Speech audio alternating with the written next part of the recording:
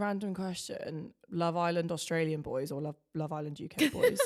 Will. That was Will a is the answer. safe answer there. I was hoping I was going to get a juicy one there.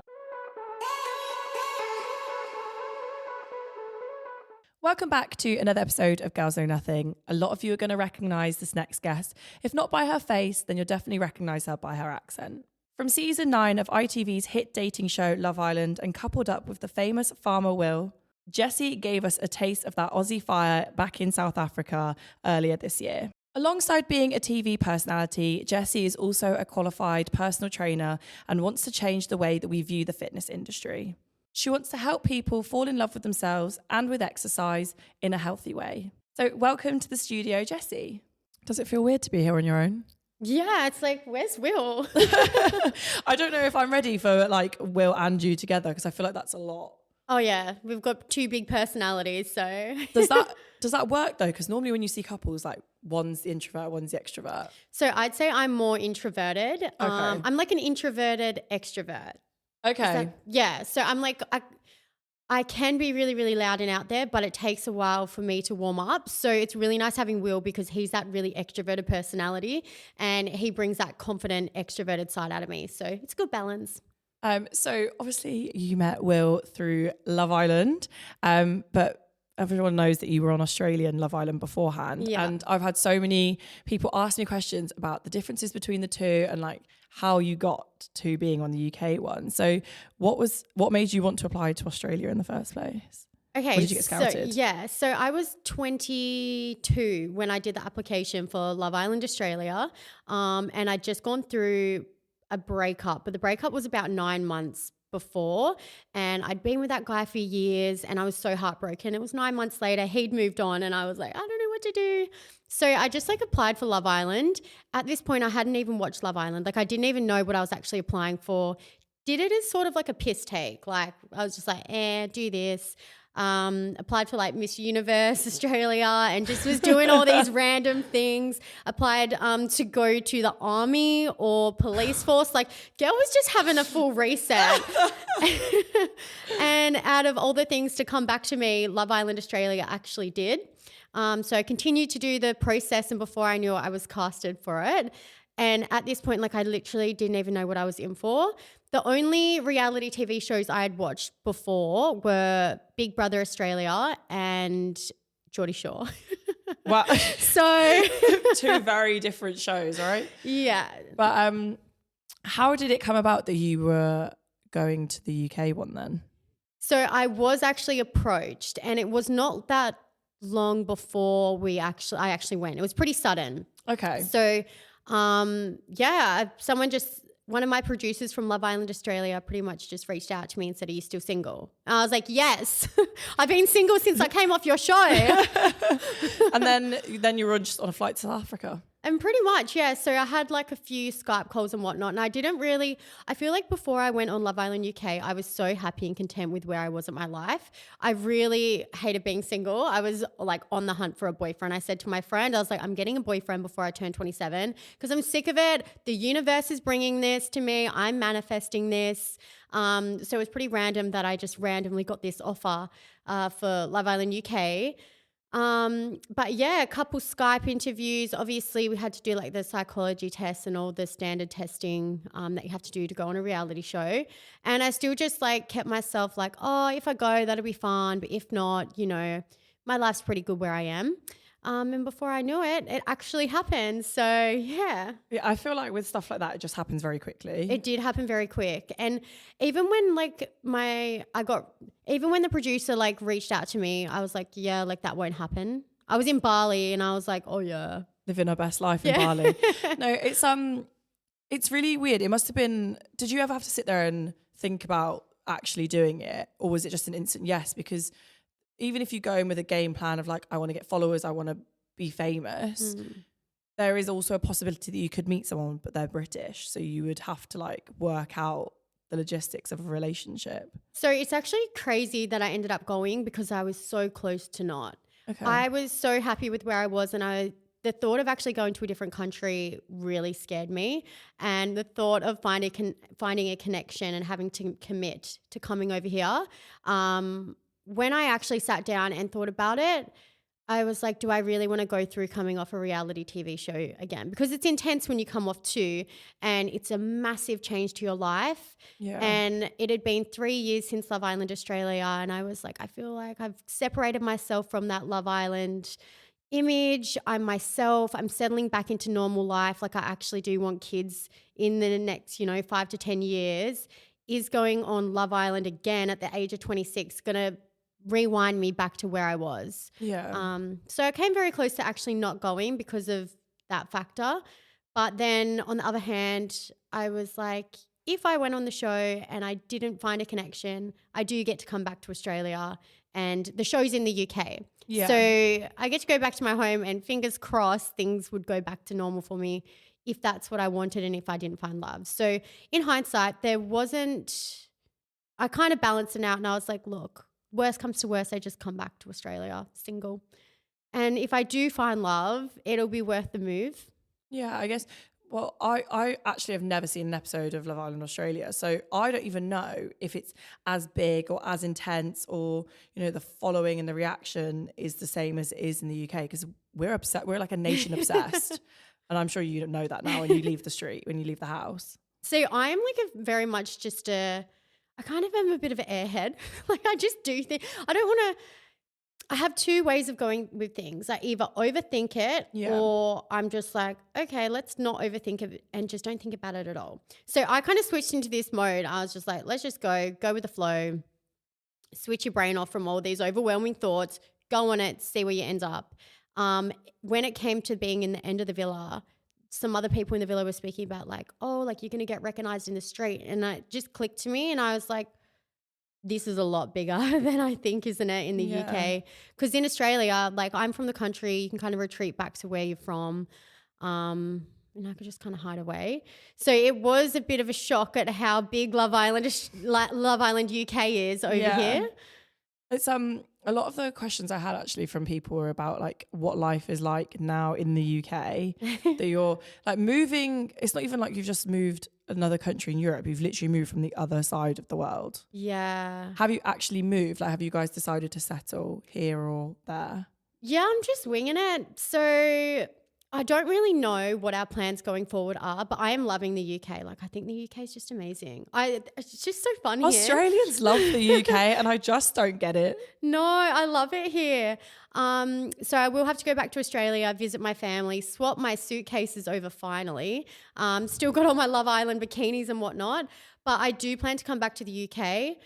I don't necessarily know where we would 100% settled, but right now we are very much settled at the farm. Like I've been living there for the past month and a bit. So, and it's been nice, like going back to the farm instead of being in the city. I think that is one thing. If I had have like come back and gone straight into the fast-paced London life, I just don't know if I would have been able to cope with that.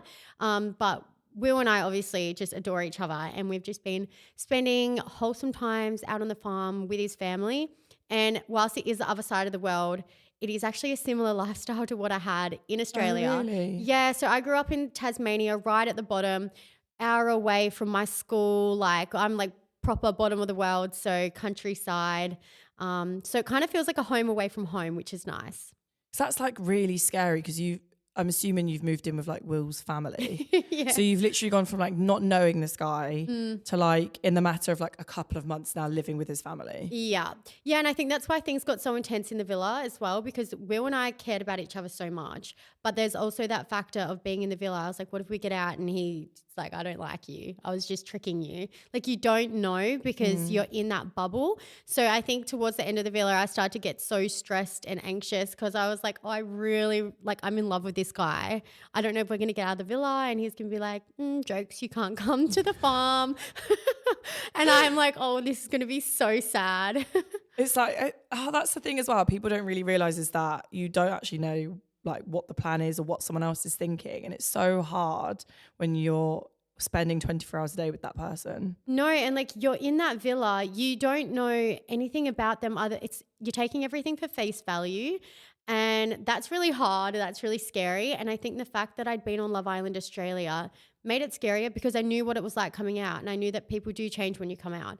So I just had this big fear factor that like, if we come out, maybe he'll be different. Maybe he won't like me. Maybe he doesn't even want a relationship. But in the villa, I was just so in love with him that, yeah, it was really scary. Random question. Love Island Australian boys or Love Island UK boys? Will. That was Will a is the answer. safe answer there. I was hoping I was going to get a juicy one there, but no. Like, were you ever meeting someone's parents, meeting someone's family is scary. Living with them is like a completely different ball game. Was that not? Are you not terrified? Do you know what? I think I was terrified, but like I said before, when I start overthinking things, I just switch it off in my brain. Yeah. So it was like there was a period where I was like, oh, this is really scary. This is stressful. Anxiety started creeping up. And then I was like, all right, let's just not think about it and just go in, like switch that flick off and don't think about it. So I kind of just, maybe I was running on adrenaline or something. I don't know. You're a braver woman than me, because my commitment issues would have been like, nope, time to leave.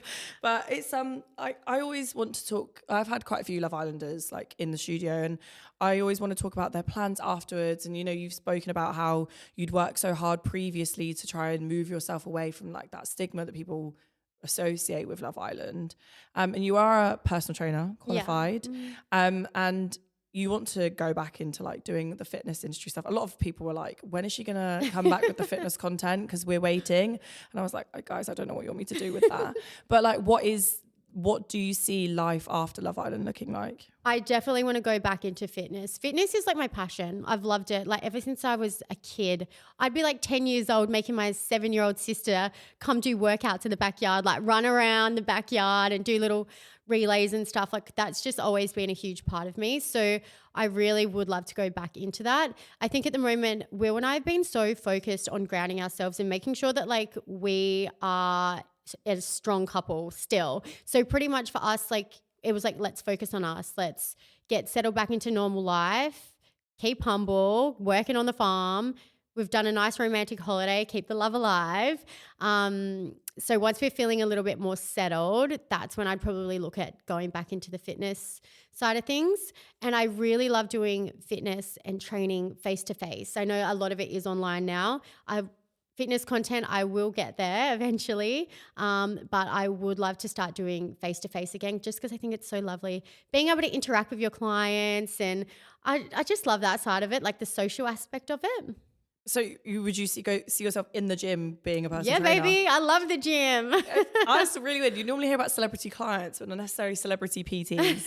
So would you, I don't know, like, I guess your gym's not that far away from me, so maybe you can be my PT. Oh, done deal. But like, is that, do you want to just go back into like training face to face, or like what is the bigger picture for you? Like what is your biggest ambition? I would love to bring as much of my fitness knowledge to other people. So, you know, having a look at what I can do down the avenues of social media, yes. But I think for me personally, first I want to start off by getting back into the gym, just because like it also is really beneficial for me and my mental health to get out. I love social media and what it does, but I think for me, I'm a hands-on person, so I love to be there and present. So getting back into the gym is my first stop, coaching clients face-to-face, and then down the track, we'll have a look and see what we can do social media-wise. You said about your mental health, one of the questions I was asked for you is about your anxiety. Yeah.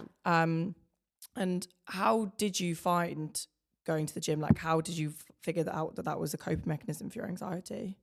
Yeah, I feel like because working out literally releases endorphins, and I feel like a lot of people can even relate to gym anxiety. So you're scared to go to the gym, but once you go there, it's fine. You do your workout and then you feel good afterwards.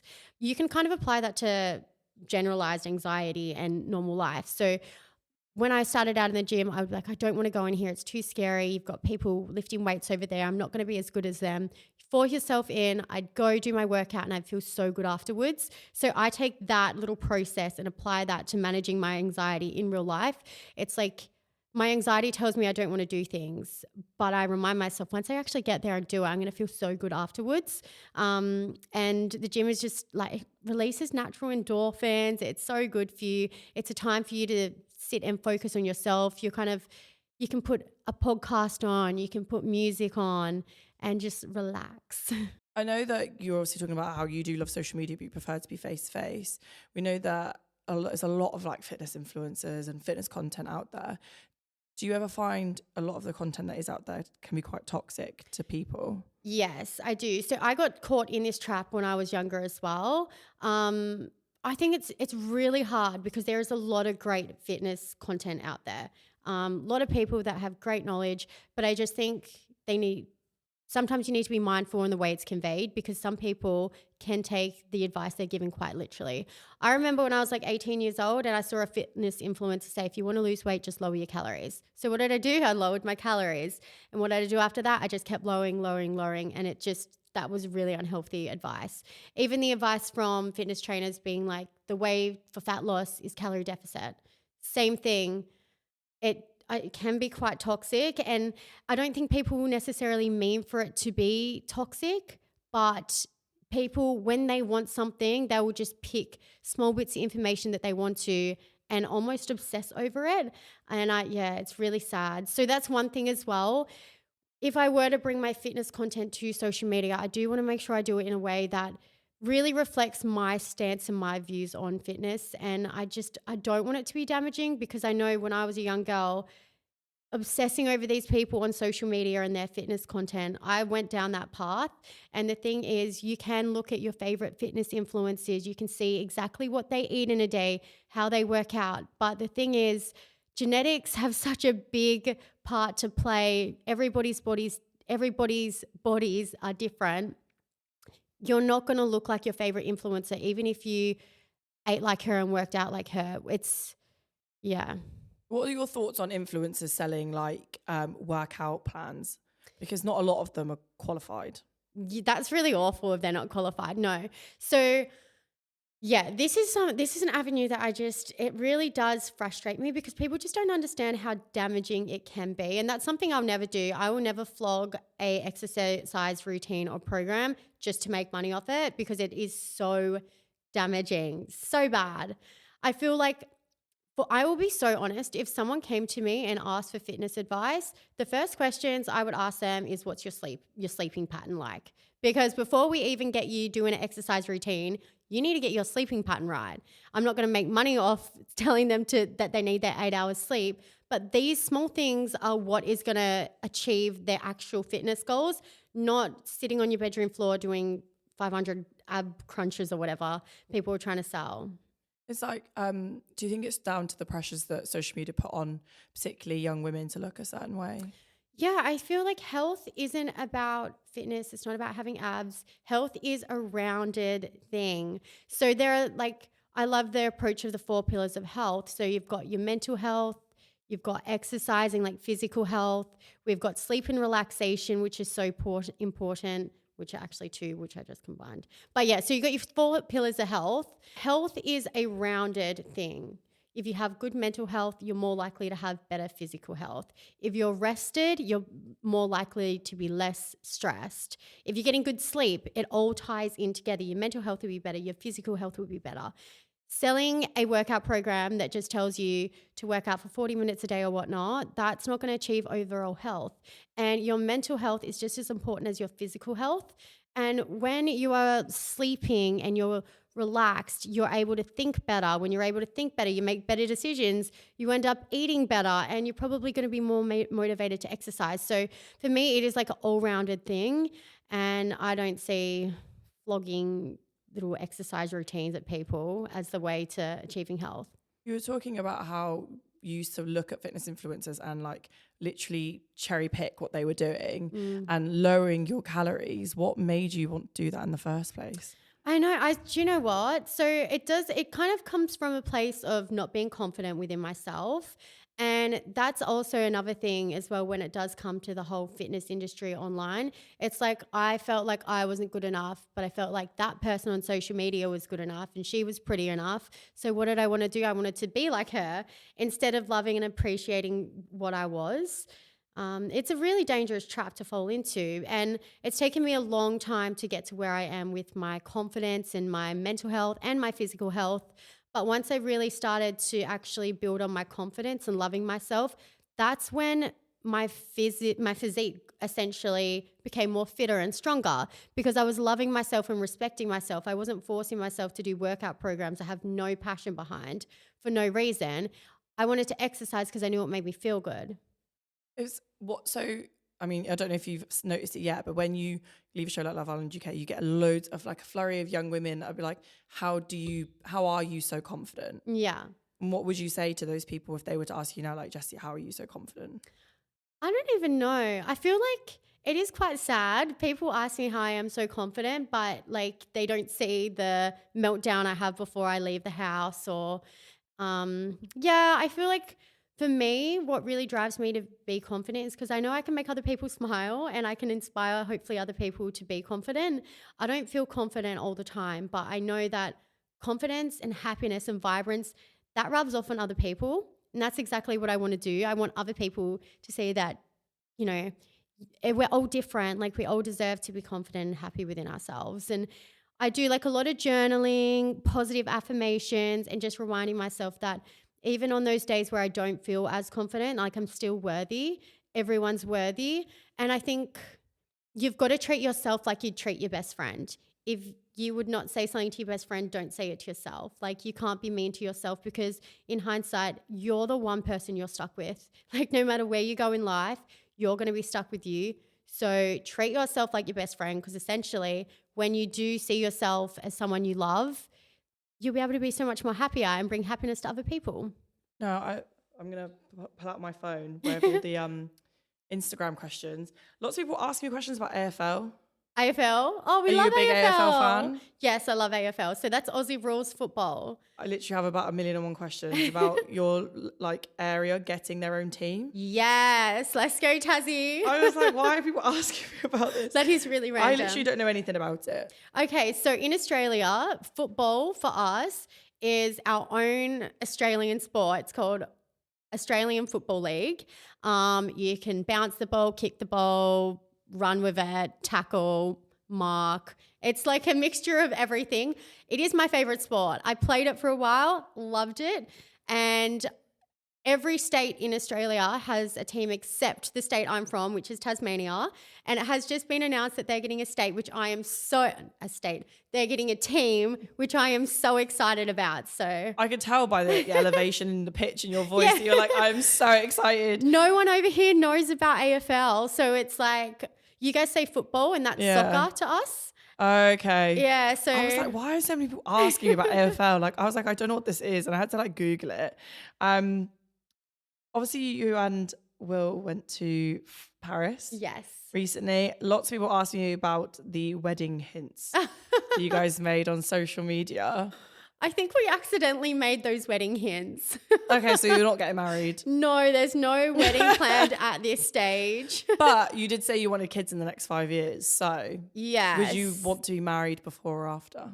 I don't know. I probably would want to be married before just because I feel like, that's actually a really tough question. And I'm asking you without Will, so yeah, Will can't say anything. Like, if Will was here, he'd just be like, "Yep, we're getting married, we're having kids." Oh, really? So he's not like the freaked out type? No, it's the other way around. He freaks me out about it.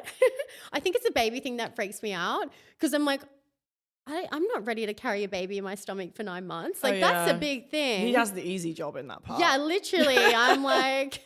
But I guess as well, I was about to compare it to lambing, but that's really not the same thing. No. Really bad comparison and on my I have seen how those lambs come out, honestly. Lambing hasn't done him any favors in making me want to become a mom because, pregnancy.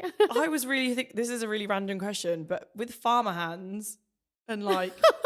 being in a relationship, like surely they're like really dry and like gross, right? I'm asking such a weird question. This is something that went in my head. I was like, he moisturizes. He's well groomed. You should put like rubber gloves and put moisturizer in them, get him to wear them to sleep. That was just something that came into my head really randomly.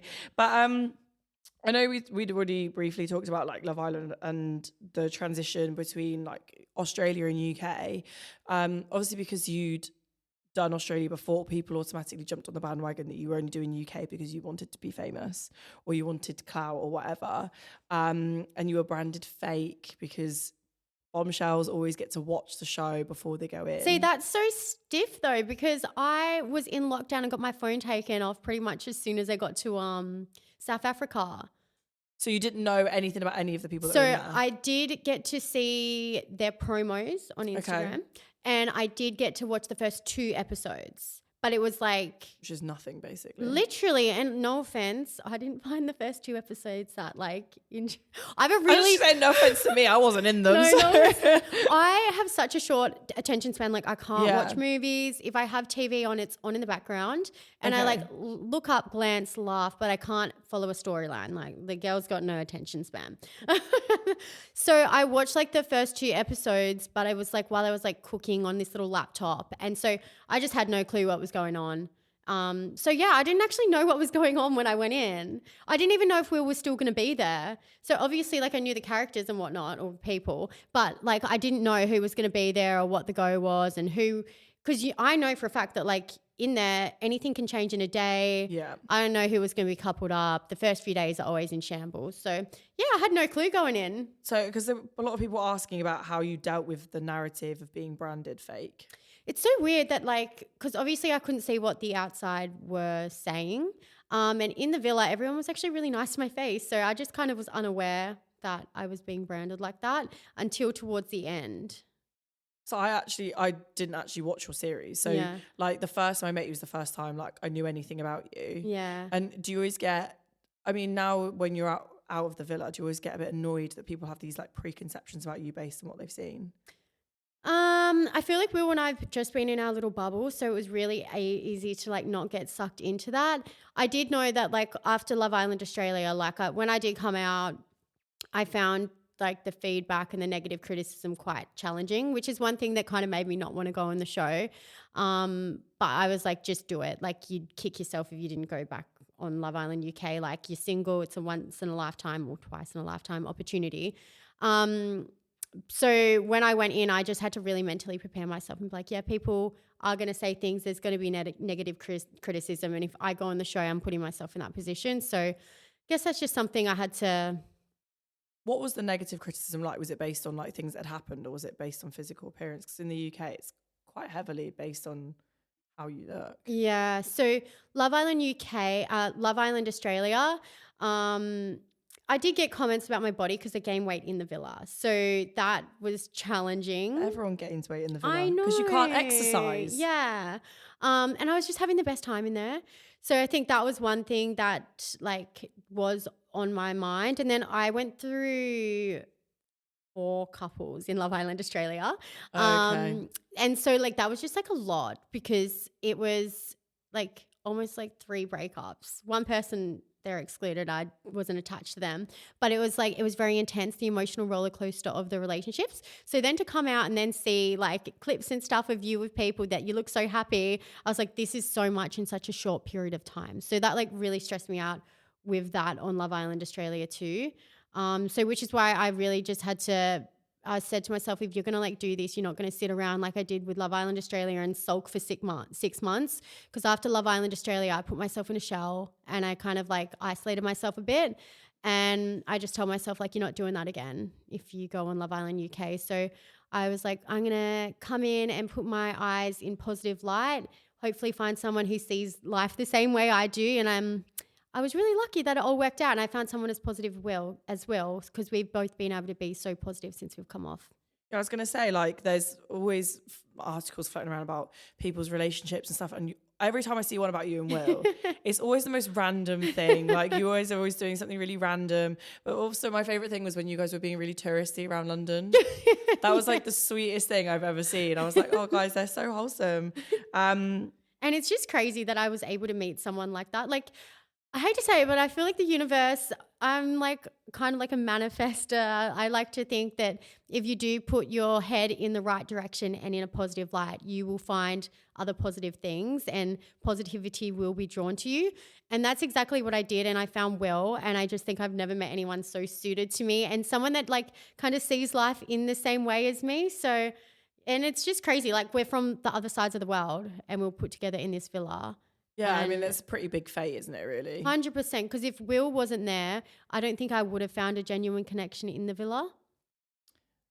I was going to ask you, like, did anybody else catch your eye? But then if you just said that, then Yeah, I don't think I would have genuinely fallen in love with them. Like I might have been able to, get along with them for a while, but I wouldn't play have the been able game. to come out and fall in love and move into their house with their parents. Like I was just even like with all my dating experiences, I've never found anyone like Will. So yeah. Yeah, I was going to say, like, I followed Will on TikTok for a long time, and that is one unique character right there. Like, it's the dancing in the mud with the lambs that used to crack me up all of the Oh my time. God, when I came out of the villa and saw those TikToks, Did it give you the ick, or did you find it endearing? it was okay. It was a bit like, I was like, whoa, like you do these types of TikToks. It was just weird. Like, not weird, but I didn't expect that because in the villa, everyone's like, oh, he does TikTok. He does TikTok. And I was kind of in the villa, like, I can't imagine what type of TikToks you do. Dancing TikToks. I just didn't imagine the rolling in the mud, but absolutely love it. That's 100% his character. So someone, obviously, you touched on quite a lot about your anxiety and how, finding your fitness journeys really helped you, and about how going in and out of reality TV's impacted your anxiety as well. Is it something that someone asked if anxiety is something you've always had, or is it something you've just experienced as you've gotten older and been able to deal with it as you get older?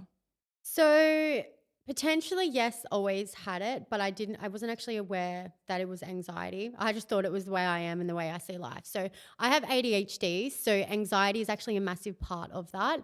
And I just was never educated or knew anything about this. So once I realized that I actually was struggling with anxiety and what the cause behind it, that's when I was able to manage and work on it.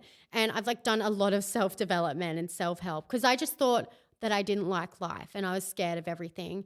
And, I kind of went down that path of depression.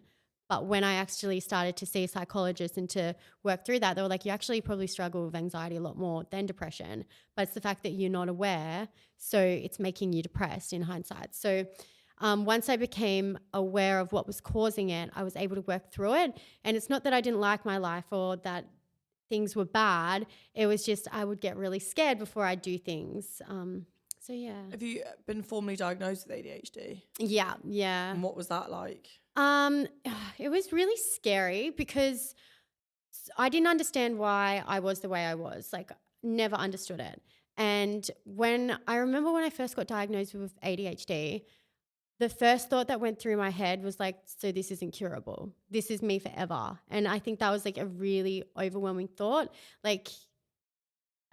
Other things you can cure, but I was like, oh, I'm stuck. I was in a point of so much pain and confusion at that time in my life that I just wanted an answer. I wanted to get help and I wanted to get out of it. So when I got that diagnosis, it was just I just felt really deflated, and I actually didn't handle being diagnosed with it very well at all. I was very dramatic about it. What would you do again differently, knowing what you know now, if you were to be diagnosed as an adult? I'm assuming you were diagnosed when you were younger. Yeah. So I wish I did more. So they gave me books to read, which is one thing that I never read because I was like, babe, I have ADHD. I've never read a book in my whole entire life. That's an interesting gift for someone who's been diagnosed. Literally. Yeah. But I do think I would have taken it more seriously and done a bit more, just looking into it and learning how to understand how and why I function is one of the best things I've ever done for myself, because it's made me so alert. And whenever I feel a way, I can now tell, is this how I feel in the moment, or is this how I'm always going to feel? Is this just a part of the way my brain works, or is this how life is? And I'm able to really ground myself. So even when I do have really anxious periods, I'm kind of able to sit back and be like, okay, is this anxiety speaking or is this you speaking? And then I kind of move forward through working through it there. However, in the past, with my ADHD, I was so reactive because it's those fast changes of emotions, and I would almost get a little bit hot-headed, and I'd grab my head and a bit of overstimulation, and I'd shy away from it and kind of withdraw myself from situations. Whereas now I can really stop and be like, okay, you need to think, is this how you feel, or is this how you want to be reacting? Because I know it's not how I want to react. And then I can kind of work forward from it.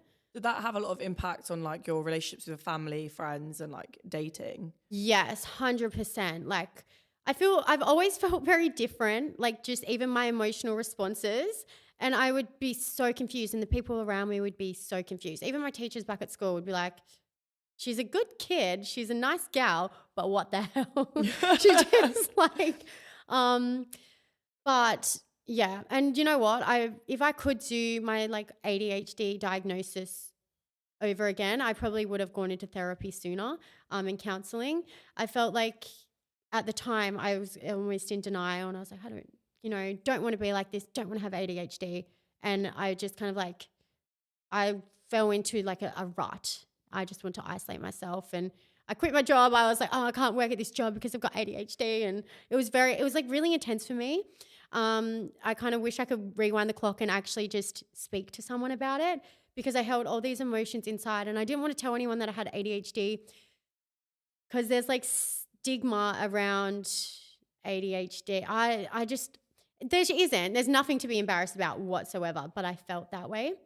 So I kind of wish I could go back and be a little bit more kinder to myself. What would you tell younger self now? Your younger self now? If my younger self could see me now, she wouldn't believe me. No. I honestly would give myself like the biggest hug ever and just promise myself that it's going to be okay. And it's a bad day. It's not a bad life, and you're going to get through it, and, stay true to yourself. And I probably would tell her to speak out to people, because what I did was I just kept all of this inside, and I didn't understand how I felt. And I was never going to understand how I felt because I would never vocalize it. And I felt like back then, and I still do feel like it a bit, if I speak to people about how I feel, I'm a burden. Like, I don't want to tell people I'm upset because I don't want to make them upset or worry. So back then I would do that, but to an extreme extent, where it was almost like I was always smiling, but it was because I was trying to deflect how sad I actually was. And people were like, you're so positive, you're so happy. And I was like, okay, cool, that's good. That's what I want people to think. But actually inside I felt awful, and I was scared. And I just would tell myself, like, don't be scared. It's such a normal thing. And if anything, the people around you are going to respect that you're speaking out about it, because it's going to help your relationships with them. It's going to help you to love yourself. And yeah. I think, is that something you would want to talk about more, like, as your career goes on? I'm like, I don't know if you can tell, I'm like, I'm getting nervous talking about it now, because I've never actually really spoken about this, like, especially, like, I've told Will and stuff, but it is scary because it makes you very vulnerable. And I know that the way I dealt with things in the past, like, wasn't actually the best way. But I have learned so much from it. And I would always give, if anybody was ever struggling with anything, honestly, if I can give everyone a big hug, I would. But the thing is, like, it all does come down to being kind and so patient with yourself, and just like reminding yourself that, like, it's okay to not be okay, and it's okay to be confused about how you feel. Because I think that was the hardest thing. I was just so confused, and I didn't understand why. And because I couldn't vocalize why I was confused or what was going on in my head, I would feel like I actually didn't know how to speak out. But what would you say to somebody who's listening that feels exactly the way you felt? I would tell them that you are not alone, and the way you feel it's not weird. It's not bad, because I felt so isolated. I felt like I was the only one that felt that way, and there was something wrong with me because I was so confused, and I had all these emotions and my reactions were different. I want them to know that no, like, how you feel today, it's not going to be that way always. And there are other people out there who may feel quite similar, and I just would never want anyone to feel isolated. Like, you're not alone. That's what I would say. I would say you're not alone, and there is a way out, and there is sunlight at the end of the tunnel. Even if you don't see it, I promise you there is. Yeah. Are you okay, by the way? Yeah, I'm okay. Okay, I don't want to like say something to you and then I don't want to upset you. No. Opening up about your mental health and your emotions and how you feel is really scary, especially on such a public platform, and where there are, you've got over 850,000 followers now. Like, it's a lot of people to like feel vulnerable and open up to. Yeah. Do you feel that pressure, like the pressures of social media, now that you're re-entering the real world? Yeah, I almost feel sometimes guilty, because I feel like a lot of people people, especially that are in similar situations, they can pick up on other people that feel that way and are going through the things they're going through. So I do get a lot of people actually ask me questions, and I'm still like, I have a long way to go in terms of learning, and I would never want to give bad or incorrect advice. So what I try to do and like is hide away from it and almost pretend that I'm not like that. Like, it's not that I'm embarrassed that I have ADHD and that I've struggled with my mental health, but there is still that part of me that is just a little bit confused, and I have I've pulled myself back from speaking about it. And I think like it's actually quite refreshing that I have kind of got this off my chest, because I do feel guilty that there are so many people out there that I could help feel comforted and I haven't already. It's a lot to take on. Yeah. You shouldn't, like, you personally shouldn't feel like you have to take that on. Yeah. And I think it's one thing that's really scary about like this kind of industry is that sometimes when people put you on a pedestal and then you're like, oh, like you feel the pressure of like trying to please everybody. Yeah. And that's a really hard thing to do because you never can, especially without putting detriment to yourself and like not fulfilling what you need as much. And I guess it's really nice that you have Will and the farm to basically retreat back to when you need to. Yeah.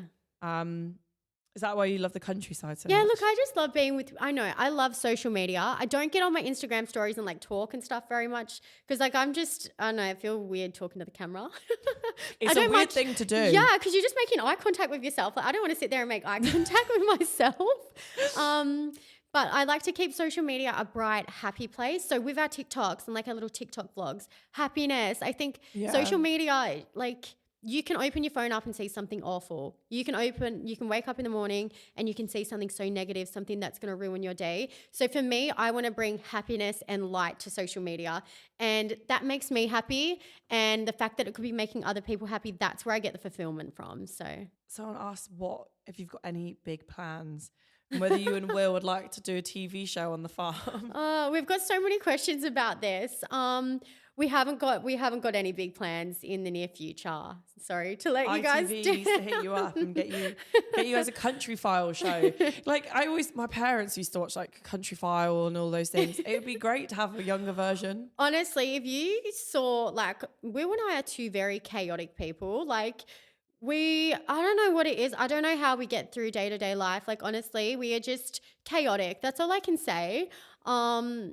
It would be entertaining. Like, it is entertaining for us on the farm, just living it ourselves. It would be amazing to show that to other people, but a TV show is a very big commitment.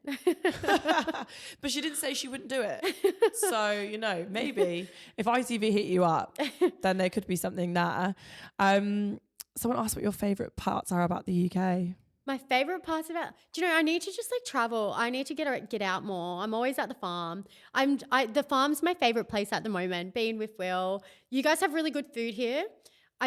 I think the food's like the takeout food. I turned around to everyone else and everyone's like, no. Nah, I'm obsessed with the food. I don't know what it is. Like, what are you eating? Because maybe I'm not takeout. I'm eating takeout all the time. Uber Eats, Just Eats. You got so many different options. Like in Australia, I just eat Macca's all the time or McDonald's. I'm just thinking, what is on Deliveroo that I've not seen yet? Oh my God, you're Chinese. Like the Chinese food, that's good. That stuff's good. I was just sat there thinking, like, I've never heard anyone say that British food is good. No, I love it. It's the takeout. Like, I just think the takeout food it's like fast food, but your fast food's better. Have you had a roast dinner yet? I have had a roast dinner. Delicious. Yorkshire puddings. Yummy. I don't know why we don't do that in Australia.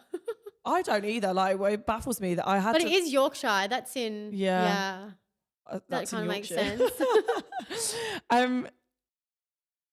So somebody said that they loved you, but they wanted to know if you'd ever watched bits back from either of your shows. No, only what I see on TikTok. So I remember once in Australia, I was getting my teeth whitened and my housemate did it as a prank, put Love Island Australia on. And I was sitting there, I was like, get it off. But I had a teeth whitening thing in my mouth. It was like, I was in a chair with teeth whitening and they put a bit of Love Island Australia on. And that's all I've seen from Love Island Australia because I just can't, like, it's weird seeing yourself on camera. It is. It's weird. And I don't think you'll ever get used to seeing it. Yeah. Have Or you watched yourself. yourself back? Only when I sit there and they play it when I'm like doing interviews.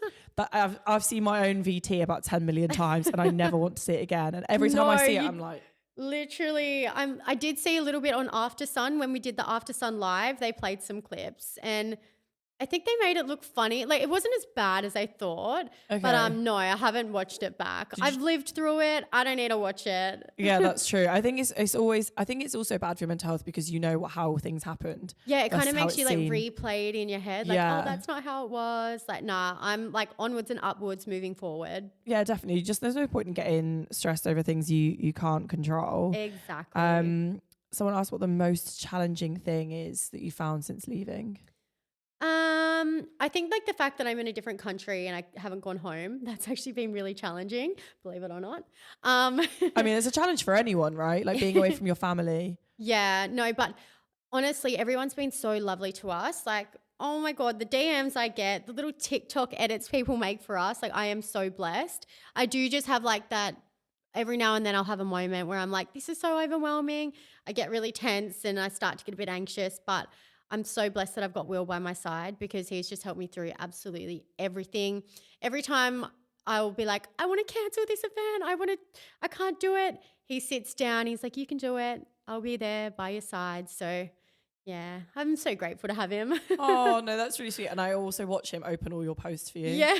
All your Even those parcels. I'm like, no, I can't open it. It's too much stuff in the bedroom. Like I start to get real stressed and he's just like, it's fine. I'll open it for you. And he rips into them. And I was watching him open in that box of fake tan and I was like, that could go very wrong. I know. He just like gets the bag and rips it open. I'm like, I am so sorry for anyone watching this because some people get really frustrated when people don't open boxes right. I'm one of those people. Yeah.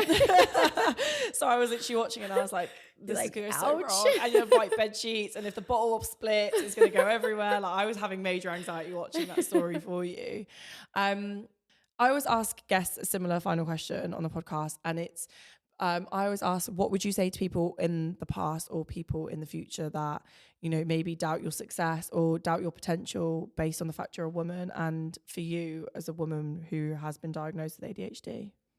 For me, nothing's getting in my way. Like I will keep on finding that sunshine and keep on striding. And no matter how many times I get knocked back by people, whether that's because I'm a female, because I have ADHD, I will always strive through. I will find a way.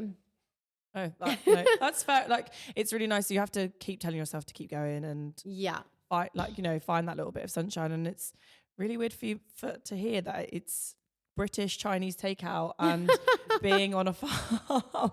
It's literally my childhood, and I would love to be anything further away from that. Mate, I'm from country Tasmania, bottom of the world. Like I grew up a dirt road. I came from more country than Will. So I'm like really easily pleased. Like Oh, okay. So I was going to say, Yeah. like, how is he going to convince?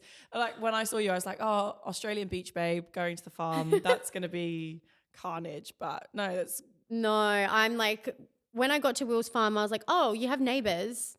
We don't have that where I'm from. The girl is easily pleased. So no, that's yeah. really sweet. But also, thanks for doing the first podcast without Will. It must be really weird. Missed him, but it was really nice having a girls chat. And Yeah, and Yeah. I'm really grateful and like thankful that you opened up about your ADHD. Like I know it's not easy, and I could see that it was quite hard. So I really appreciate that. no, thank you. And thank you so much for having me.